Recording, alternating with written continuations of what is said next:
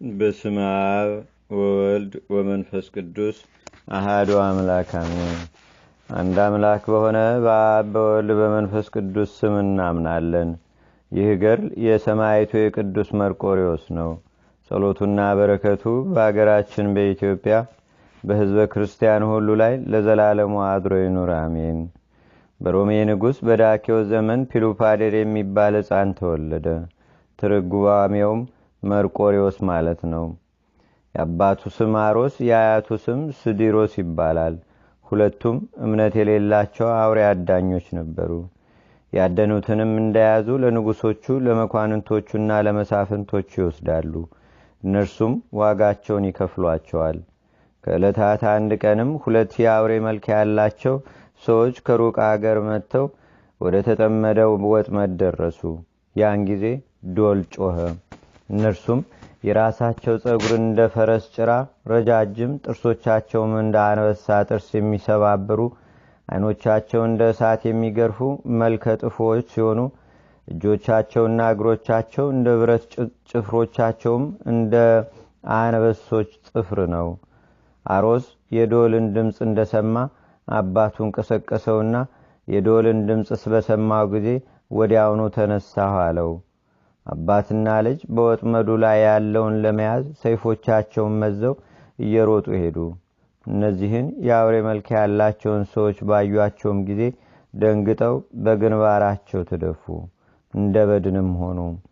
እነዚህ የአውሬ መልክ ያላቸው ሰዎች ስዲሮስ የተባለ አባቱን ይዘው ስጋውን በሉት። ዳግመኛም ልጁን አሮስን ይዘው ሊበሉት ፈለጉ። ነገር ግን እነዚህ የአውሬ መልክ ያላቸው ሰዎች ህርፎስና አርጋኒን ተዉት፣ አትብሉት፣ ከእርሱ ቅዱስ ይወለዳልና የሚል ቃል ከእግዚአብሔር ዘንድ ሰሙና ያን ጊዜ ተዉት። ጌታችን ሆይ ተነስ፣ ካሁን ጀምሮ በአንተ ላይ ክፉ ነገር አንሰራም፣ በአንተ ላይ መጥፎ ነገርም እንዳናደርግ እግዚአብሔር አዞናልና ተነሳ፣ አትፍራ አሉት። ያን ጊዜ ተነስቶ ተቀመጠ። ባያቸውም ጊዜ ፈራ። እናንተን ማየት አልችልምና ፊታችሁን ሸፍናችሁ ከኔ ጋር ወደ ሀገሬ እንሂድ፣ በእናንተና በእኔ መካከል እግዚአብሔር ሰላምን አድርጓልና አላቸው። እነርሱም ከእርሱ ጋር ሄዱ። ከሀገሩ በደረሱ ጊዜም እስከሚመሽ ድረስ ከዚህ ተቀመጡ፣ የሀገሩ ሰዎች ባዩአችሁ ጊዜ ይገድሏችኋል አላቸው። እነዚህ የአውሬ መልክ ያላቸው ሰዎችም ጌታችን ሆይ እኛ ማንንም አንፈራም አሉት። ወንድሞቼ ሆይ እኔ ለማንም ክፉ ሥራ መስራት አልፈልግም፣ እኔ እስከምመለስ ድረስ ከዚህ ተቀመጡ አላቸውና ሄደ። ወደ አገሩም እንደደረሰ ለሚስቱ ነገሩን ሁሉ ይነግራት ጀመረ። እርሷም ዝም በል ተወኝ፣ በአንተ ላይ የሆነውን በሕልሜም በዓይኔም ያየሁትን እነግርሃለሁ። እነዚህ ሁለት የአውሬ መልክ ያላቸው ሰዎች አባትህን በሉት፣ ነገር ግን አንተ አመጣሃቸው፣ ከተራራው በታችም አስቀመጥካቸው። እነሆ የሚበሉት ምግብ ወስደህ ስጣቸው አለችው። ዳቦ ወይንና በለስን ሰጠችውና ተቀብሎ ወሰደላቸው። በሰጣቸው ጊዜም በሉ ጠጡም። ከምግቡ መጣፈጥም የተነሳ አደነቁ። በሌሊትም ወደ ቤቱ አስገባቸው። ከገቡም በኋላም ሕፃኑን መርቆሬዎስን አግኝተውት ራሱን ሳሙት፣ ከእርሱ ጋርም ተቀመጡ። ወታደሩም እነዚህን የአውሬ መልክ ያላቸውን ሰዎች ባያቸው ጊዜ ሄደና ለሀገረ ገዢዎች ነገራቸው። አውሬ አዳኙ አሮስ መልከ ጥፉ የሆኑ ሁለት አውሬዎችን አመጣ አላቸው። ንጉሱም ይህንን ነገር በሰማ ጊዜ ወደ እርሱ ያመጡት ዘንድ መልእክተኛን ላከ። አሮስንም ወደ ንጉሱ አምጥተው አደረሱት። ንጉሱም አውሬዎችን እንዳመጣህ ሰማው፣ እነርሱን ስጠኝ፣ ዋጋውንህም እከፍልሃለሁ አለው። አውሬ አዳኙ አሮስም እነርሱን ማየት አትችልም አለው። ንጉሱ ግን አሮስን ተቆጥቶ ስለምን አውሬዎችን ትከለክለኛለህ አለው። ንጉሱ ሰራዊቱን ወደ አሮስ ቤት ኑ እንሂድ አላቸውና ወደ አሮስ ቤት ሄዱ። ብዙ ወንዶችና ሴቶች ሰዎችም ከእርሱ ጋር ሄዱ። ንጉሱ እነዚህን የአውሬ መልክ ያላቸውን ሰዎችን ባያቸው ጊዜ በግንባሩ ተደፍቶ ሞተ። ከእርሱ ጋር ያሉትም ሰዎች ፈሩ፣ ሁሉም በግንባራቸው ወደቁ። ከፍርሃቱ ብዛት የተነሳም ያረገዙ ሴቶችን አስወረዳቸው። እነዚህ የአውሬ መልክ ያላቸው ሰዎች ግን ከአሮስ ቤት ብቻቸውን ተቀመጡ።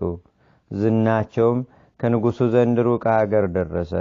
ንጉሱም ይህን በሰማ ጊዜ የያዝካቸውን አውሬዎች አምጣልኝ ሲል መልእክተኛ ወደ እርሱ ላከ። አሮስም ይህን በሰማ ጊዜ ልጁን መርቆሬዎስን፣ ሚስቱን፣ ወንዶች ባሮቹንና ሴቶች ባሮቹን ይዞ ወደ ንጉሱ ሄደ። እነዚህ የአውሬ መልክ ያላቸው ሰዎችም ከእርሱ ጋር ወደ ንጉሱ ሄዱ። ንጉሱም እነዚህን የአውሬ መልክ ያላቸውን ሰዎች ባያቸው ጊዜ እጅግ ፈራ። በሀገሩም ያሉት ሁሉ ፈሩ። ንጉሱም አውሬ አዳኝ አሮስን ወደ እኔ አታምጣቸው አለው። አሮስም ወደ ቤቱ ወሰዳቸው። በዚህ ጊዜ አሮስ ክርስቶስን አላወቀውም ነበር። ንጉሥ አሮስንና እነዚህን የአውሬ መልክ ያላቸውን ሰዎች የክርስቲያንን ሃይማኖት ይማሩ ዘንድ ለኤጲስቆጶሱ ሰጣቸው። አሮስም ኤጲስቆጶስን ከሚስቴ ከልጄ መርቆሬዎስ ከወንድና ከሴት አገልጋዮቼና ከነዚህ የአውሬ መልክ ካላቸው ሰዎች ጋር በጌታችንና በአምላካችን በመድኃኒታችን በኢየሱስ ክርስቶስ ስም አጥምቀኝ አለው። ከዚህ በኋላ ኤጲስቆጶሱ የክርስቶስን ሕግ አስተማራቸው። 40 ቀን እንዲጾሙም አዘዛቸው። ከጾሙ በኋላም በአብ በወልድ በመንፈስ ቅዱስ ስም አጠመቃቸው። ካጠመቃቸውም በኋላ አሮስን ኖህ ብሎ ሰየመው። ባለቤቱንም ታቦት ብሎ ሰየማት። ልጁን ፒሉፓዴርንም መርቆሬዎስ ብሎ ሰየመው። ከዚህ በኋላ እነዚህን የአውሬ መልክ ያላቸውን ሰዎች ባመጧቸው ጊዜ መልከ ጥፉ ከመሆናቸው የተነሳ ኤጲስቆጶሱ አይቶ ፈራ። ፊታቸውንም በልብስ ይሸፍኑለት ዘንድ አዘዘ። እነዚህን የአውሬ መልክ ያላቸውን ሰዎችም በአብ በወልድ በመንፈስ ቅዱስ ስም አጠመቃቸው። ፍርፎሮስን ግሊስጦፎሮስ፣ አርጋኒን ደግሞ ማርያኖ ብሎ ሰየማቸው። ንጉሱም ኖህንና ልጁን የአውሬ መልክ ያላቸውንም ሰዎች አከበራቸው። በሀገሩ ሁሉ ላይም ሾማቸው። የሰማይቱ የቅዱስ መርቆሬዎስ ረድኤትና በረከት በአገራችን በኢትዮጵያ በሕዝበ ክርስቲያኑ ሁሉ ላይ ለዘላለሙ አድሮ ይኑር፣ አሜን። አቤቱ ጌታችንና አምላካችን መድኃኒታችን ኢየሱስ ክርስቶስ ሆይ ከብልጽግናቸው ብዛት የተነሳ ብዙ መባ ካገቡት ይልቅ የዳይቱን አነስተኛ መባ እንደተቀበልክ ለሁልጊዜም የሚያገለግሉ አእላፍ መላእክትን እያሳሰብን በችግራችን ጊዜ የምናቀርብልህን ምስጋና ተቀበል። ቅዱሳን ነቢያት፣ የወንጌል ሰባኪያን ሐዋርያት፣ ሰማዕታትና ጻድቃን፣ ትጉሃን መላእክትና ፍጹማን ደናግል እንዲሁም ደጋጎች መነኮሳቶች ልጅ አዋቂ ሳይለይ የምንሰበሰብባትን ይህችን የጉባኤ ቦታ አባርኩ። ይህን መጽሐፍ ወረቀቱን አዘጋጅቶ ብራና ደምጾ ብዕር ቀርጾ የጻፈውንና ያጻፈውን ወይም በማህተም ያሳተመውን ከግዕዝ ወደ አማርኛም የተረጎመውን ቃለ ንባቡንም በእርጋታ መንፈስና በተመስጦ ሕሊና የሰማውን ያደመጠውንም በደለኛን ሁሉ በአማላጅነቷ የምታስምር በጌታችንና በአምላካችን በመድኃኒታችን በኢየሱስ ክርስቶስ እናቱ በቅድስተ ቅዱሳን በድንግል ማርያም ጸሎት ጌታችንና አምላካችን መድኃኒታችን ኢየሱስ ክርስቶስ አገራችን ኢትዮጵያን ሕዝበ ክርስቲያንን ሁሉ በቸርነቱ ይጠብቀን።